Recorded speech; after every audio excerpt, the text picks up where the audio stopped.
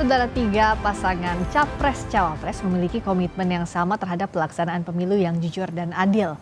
Pasangan Capres dan Cawapres berharap masyarakat ikut mengawasi dan melaporkan praktik-praktik kecurangan dalam proses pemilu.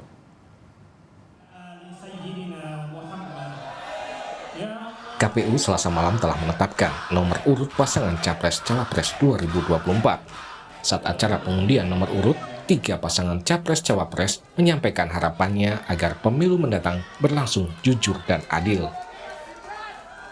Calon Wakil Presiden nomor urut 1, Muhaimin Iskandar, mengibaratkan pemilu seperti pertandingan sepak bola. Caimin mengajak masyarakat melaporkan jika menemukan ada pemain dan wasit berlaku curang atau melakukan pelanggaran. Kalau ada pemain yang bersifat curang, tolong diteriaki supaya tidak curang.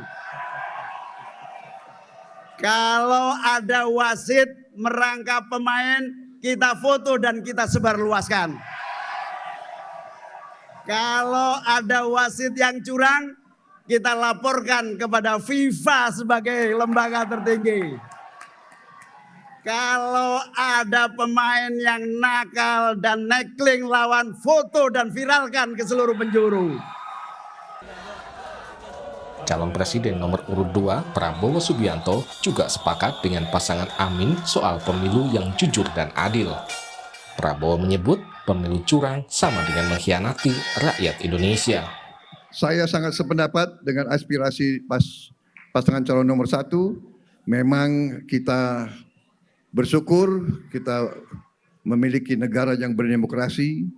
Kita percaya dan yakin KPU akan melaksanakan semua proses pemilihan umum dengan sebaik-baiknya,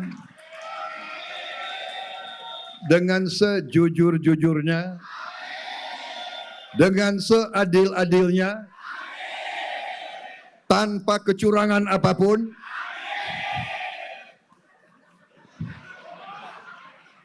Karena kalau melaksanakan pemilu yang curang, mengkhianati bangsa dan rakyat Indonesia. Sementara calon presiden nomor urut 3, Ganjar Pranowo, mengungkit soal situasi demokrasi di Indonesia. Ganjar juga meminta masyarakat berani mengungkapkan dan melaporkan praktik-praktik yang mencederai demokrasi. Demokrasi yang berjalan jurdil, situasi yang bisa berjalan pada rel, dan kita selenggarakan dengan betul-betul membawa integritas yang jauh sekali dari unsur KKN. Harus kita pastikan. Inilah amanat reformasi dan inilah amanat konstitusi yang sekarang kita pegang. Dan tentu kita mesti menyelamatkan seluruh golongan, seluruh kelompok masyarakat, dan bagaimana sejatinya kita menjaga NKRI. Bapak, Ibu, Saudara sekalian, diam itu bukanlah pilihan. Dan bicara, ungkapkan, dan laporkan praktek-praktek tidak baik yang akan mencederai demokrasi. Setelah menetapkan nomor urut pasangan Capres-Cawapres, tahapan Pilpres selanjutnya adalah kampanye. Masa kampanye Pilpres akan dimulai pada 28 November mendatang. Tim Liputan, Kompas TV. Tiga pasangan Capres-Cawapres menyoroti soal pemilu tanpa kecurangan, pemilu yang jujur dan adil. Mengapa hal ini jadi perhatian utama para peserta pemilu? Benarkah potensi kecurangan itu ada? Kita bahas bersama juru bicara tim Anies Muhaimin Surya Chandra, lalu dari tim kampanye nasional Prabowo Gibran ada Putri Komarudin, dan juru bicara tim pemenangan nasional Ganjar Mahfud Ciko Hakim. Selamat malam Mas Ciko, Mbak Putri, Mas Surya. Malam semua, Assalamualaikum warahmatullahi wabarakatuh. Waalaikumsalam warahmatullahi wabarakatuh. Saya ke Mas Surya dulu. Kalau Caimin kan langsung saat pidatonya mengibaratkan pemilu ini kayak pertandingan sepak bola, nyindir juga soal pemain dan wasit curang. Memang apa sih yang ingin disampaikan? Emangnya iya ada potensi kecurangan yang dilihat? Proses pemilu itu kan panjang ya Mbak, bukan cuma saat pencoblosan dan perhitungan suara. Proses pencalonan pun sudah termasuk bagian dari proses pemilu. Nah, masalahnya kan kita sama-sama lihat ya, mulai dari proses pencalonan saja sudah ternoda dalam soal uji materi batas usia di Mahkamah Konstitusi. MK bahkan memutuskan ketua MK melakukan pelanggaran kode etik berat hingga dia diberhentikan dari ketua MK. Nah, pertanyaannya apakah putusan MK yang diambil dengan melawan etika itu bisa menjadi dasar proses politik yang beretika kemudian? Ini yang jadi persoalan, Mbak. Artinya kita memang tidak sedang baik-baik saja. Teman-teman capres ini ngomongnya memang sebisa mungkin sediplomatis mungkin ya, tapi situasinya sebetulnya saya kira cukup mengkhawatirkan dan tanda-tanda ke arah situ sudah kelihatan dari proses sekarang ini.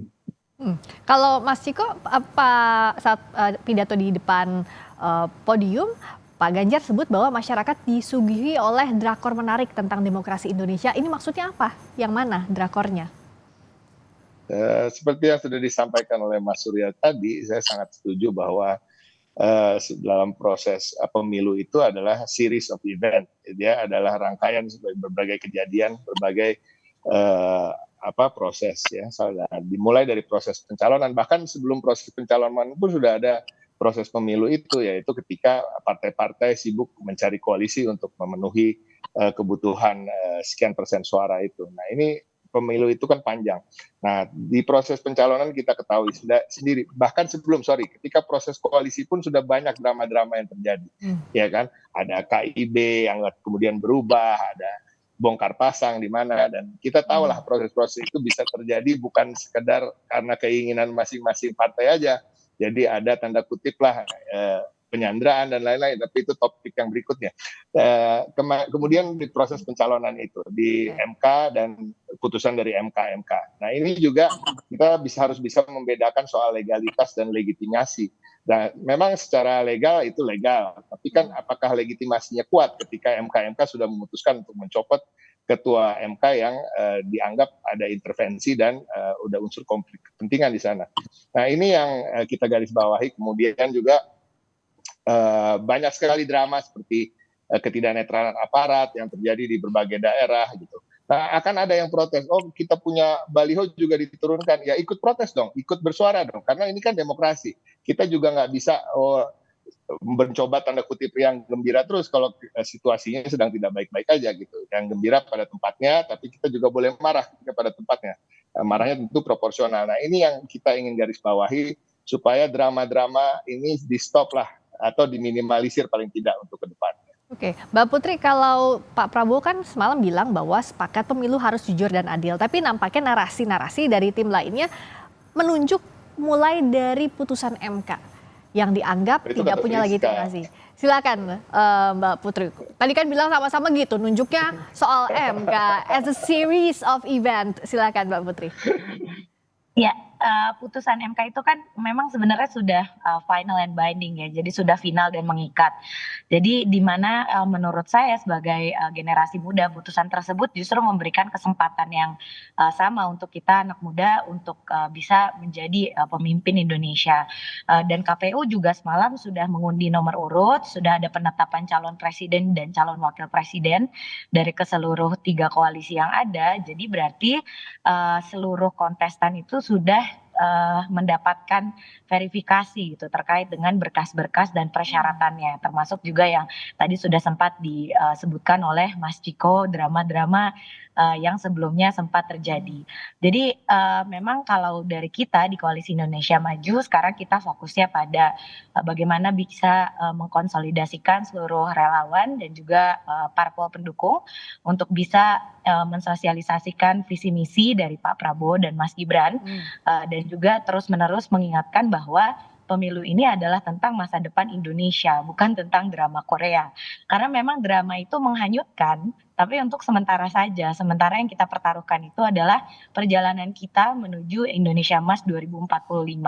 Jadi ya saya di sini juga mengajak Mas Ciko dan Mas Surya, nanti kita sama-sama bahas lah program jagoannya paslon kita itu apa aja sih gitu. Apalagi untuk anak-anak muda yang sekarang sedang bertanya-tanya ini nasibnya kita mau dibawa kemana dengan kondisi ekonomi yang serba ketidakpastian dan juga lapangan kerja yang sampai sekarang masih tidak cukup gitu untuk angkatan kerja yang sekarang. Jadi ya seperti yang Pak Prabowo sudah bilang semalam, kita sepakat pemilu harus jujur. Beliau juga sangat suportif terhadap paslon nomor 1 dan juga nomor 3. Dan beliau juga maunya kita di sini bisa menjaga persatuan Indonesia. Jangan biarkan pemilu ini seperti 2019 gitu, memecah belah sampai lukanya terasa sampai dengan hari ini. Gimana untuk adu gagasan Mas Ciko tanpa meninggalkan drama? Meskipun kan kalau kita lihat tensinya pasti akan tinggi lah ya. Untuk perebutan kekuasaan ini nggak mungkin enggak. Tapi gimana untuk jadi tolok ukurnya ini bebas drama atau seenggaknya tidak terlalu banyak drama?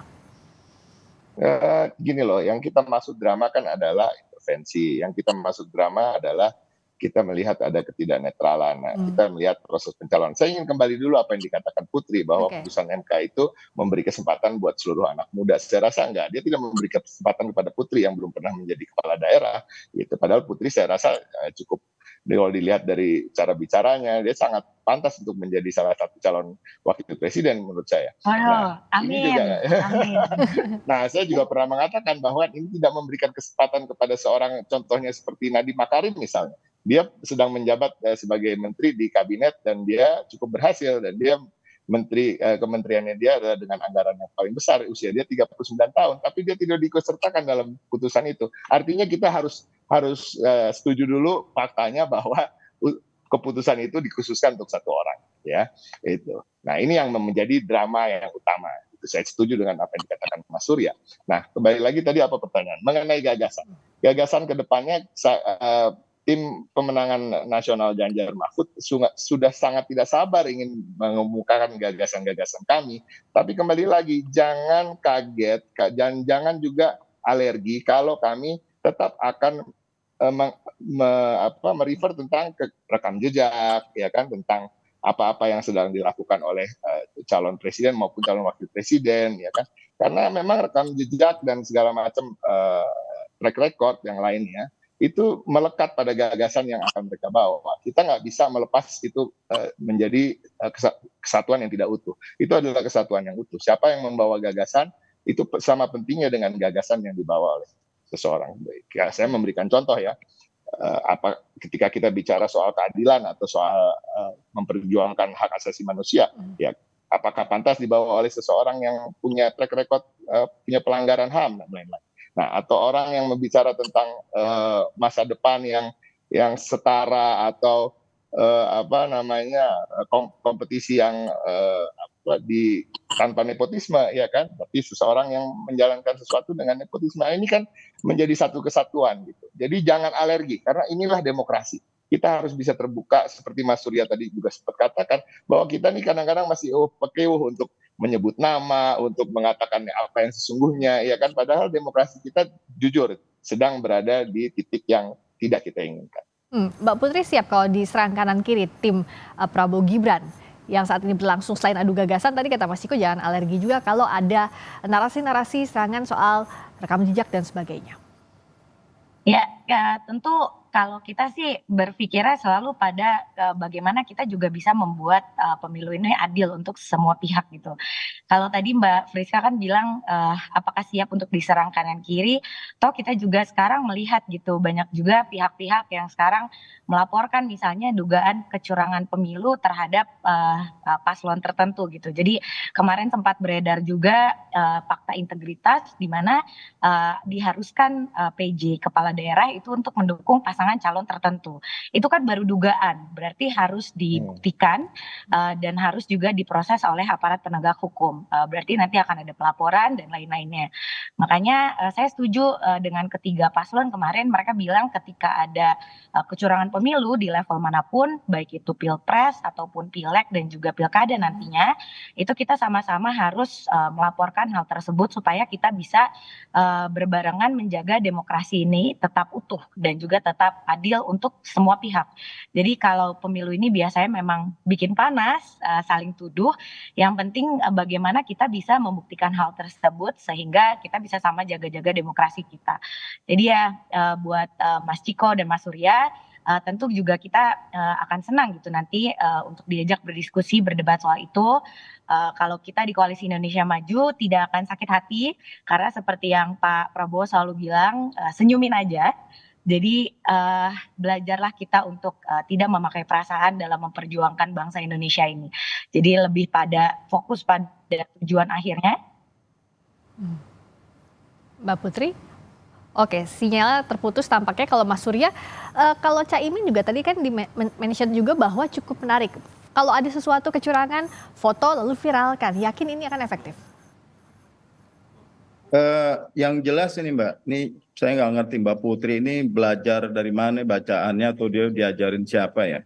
Kita ini tidak sedang baik-baik saja loh. Jadi lepas dari siapa calon pendukung yang didukung sebagai capres atau cawapres, memang ada masalah di dalam proses pemilu tahun ini.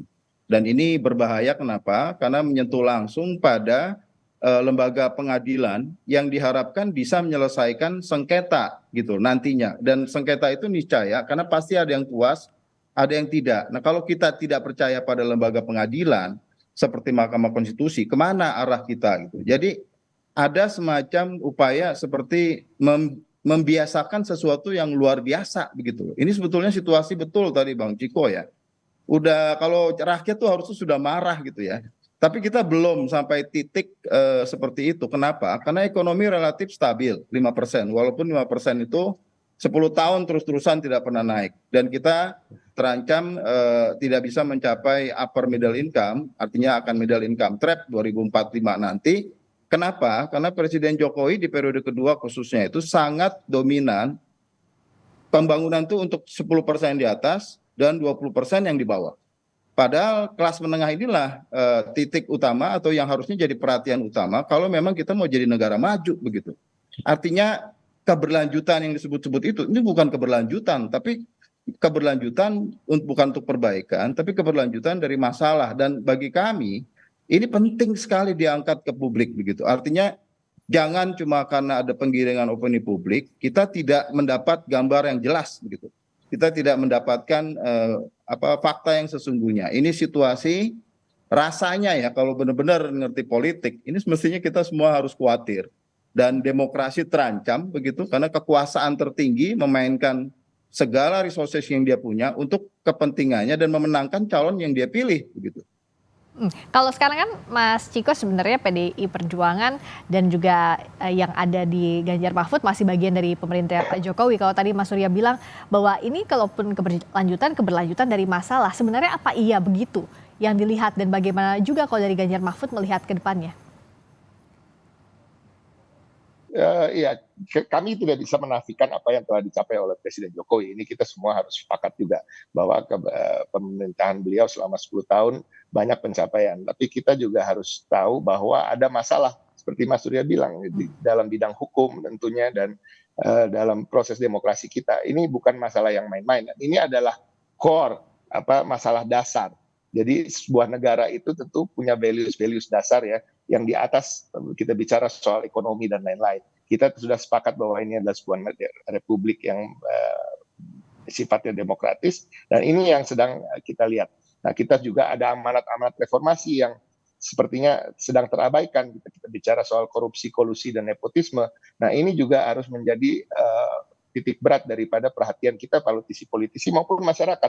Masyarakat ini memang seperti dikatakan tidak terlalu risau karena ekonomi masih baik-baik saja, tapi hanya di 5% pertumbuhannya. Saya setuju bahwa untuk mencapai Indonesia Emas di 2045 minimal 7% pertumbuhan ekonomi harus dicapai. Minimal 17 juta lapangan kerja per tahunnya harus tersedia bagi masyarakat. Nah, ini belum terpenuhi. Jadi kalau hanya keberlanjutan, tidak ada penambahan atau penguatan di situ ya saya rasa tidak cukup. Nah ini yang kita harus tetap sama-sama sadari dan ini sesuatu yang serius, bukan hal yang main-main gitu. Oke, Mbak Putri sudah tersambung lagi. Mbak Putri, tadi kalau dari Mas Surya, dari Mas Ciko juga masih ada ganjalan. Ganjalannya adalah demokrasi dan hukum dianggap tidak baik-baik saja. Halo? Halo Mbak Putri, bisa dengar suara saya? Jelas ya suaranya ya? Jelas, ya. silakan. Gimana Mbak? Ya, tadi Mas Ciko sama Mas Surya bilang bahwa masih ada ganjalannya sebenarnya. Kondisi hari ini demokrasi dan hukum sedang tidak baik-baik saja sebenarnya. Ya, Berarti kan ini nanti salah satu hal yang harus diperdebatkan juga pada saat ketiga pasangan calon yang kita dukung itu nanti berdebat gitu, terutama pada saat debat capres dan juga cawapres. Jadi yang menarik di sini adalah ternyata kita, terutama kita-kita yang berjuang di kontestasi pileg mempunyai PR yang sangat besar gitu untuk nanti dikerjakan di tahun 2024 sampai 2029. Kalau tadi Mas Ciko bilang kita-kita ini belum punya kesempatan karena belum pernah jadi kepala daerah, jadi belum bisa mencalonkan diri misalnya untuk jadi capres ataupun cawapres. Berarti kan nanti di DPR yang baru ini bisa kita perdebatkan juga, terutama di teman-teman yang bertugas di Komisi 2 gitu, membahas terkait dengan undang-undang pemilu. Dan juga ini menjadi harapan sebenarnya ketika sudah ada pengecualian tersebut untuk anak-anak muda yang sudah pernah menjabat sebagai kepala daerah misalnya, berarti kan bukan hal yang mustahil lagi nanti kalau misalnya anak-anak yang usianya 30 tahun bahkan sama seperti saya yang jauh lebih junior daripada Mas Ciko ini mempunyai keinginan yang sangat tinggi misalnya nanti untuk membenahi demokrasi kita yang sedang tidak baik-baik saja itu katanya nanti juga bisa mempunyai kesempatan yang sama. Dan ini sebenarnya jadi presiden bahwa apa yang sudah dimulai pada hari ini justru baik untuk anak-anak muda. Dan kita kembalikan lagi kan sebenarnya kepada masyarakat nanti yang bisa menilai pasangan calon mana yang pantas untuk melanjutkan dan juga meningkatkan apa yang telah dicapai oleh Pak Jokowi selama 10 tahun yang sudah lewat ini. Oke, tampaknya ada perasaan yang berbeda dalam mengawali pemilu ini, tapi yang jelas kita sama-sama kawal pemilu agar berlangsung jujur dan adil. Setelah ini kita lihat juga diadu gagasan karena publik nanti yang akan menentukan dan juga mengawasi proses pemilu 2024, termasuk salah satunya adalah Pilpres nanti. Terima kasih atas waktunya Mas Surya Chandra, terima kasih Mbak Putri Komarudin, terima kasih juga Mas Ciko Hakim telah bergabung di Sapa Indonesia Malam. Friska, Putri, Mas Surya. Terima kasih, sampai ketemu lagi. Mas Surya.